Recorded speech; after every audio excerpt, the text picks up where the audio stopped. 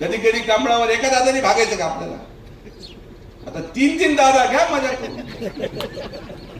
मला मगाशी नामभाऊ म्हणले की एक जण आपल्याकडे येतो, म्हणतो कोणाला जाणू नका. एक एक एक एक कशाला करायचं पॅकेज. पण मी माझ्या कारखान्याचा शेतकी अधिकारी पण झालेलो आहे आणि मीच आता तुम्हाला तोड देणार आणि आता मीच बरोबर सगळं मार्गी लावतो. कोणाच्या वशिलाने शिफारशीने. अगोदर काय व्हायचं, टोळी इकडची या बांधावून इकडे सरकली, आहे ते तनपुरीच्या शेतात गेली, ती पिकेच्या शेतात गेली. आता विषय राहिला नाही. कोणचाही बांध ओरडला तरी कमळायचं, त्यामुळे काही फरक पडत नाही.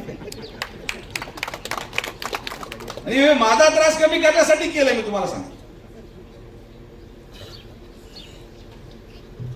कधी कधी कांबळावर एका दादाने भागायचं का आपल्याला? आता तीन तीन दादा घ्या मजा करून. मला मगाशी नामभाऊ म्हणले की एक जण आपल्याकडे येतो, म्हणतो कोणाला जाणू नका. एक एक एक एक कशाला करायचं पॅकेज.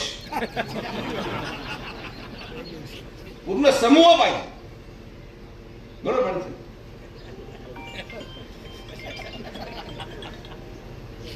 आता कदाचित पाटील साहेबांना ते पटतं का मला माहित नाही, पण शेवटी पाटील साहेबांचं नेतृत्व हे आमच्यासाठी आणखी ना. आणि गाव पातळीवर संघर्ष चालूच राहतो, तो चालूच राहणार. पण कुठेतरी तालुक्याचा विकास व्हावा, तालुक्याचे प्रश्न सुटावे, या दृष्टिकोनातून घेतलेले हे निर्णय आणि या निर्णयाचा सन्मान आपण कराल.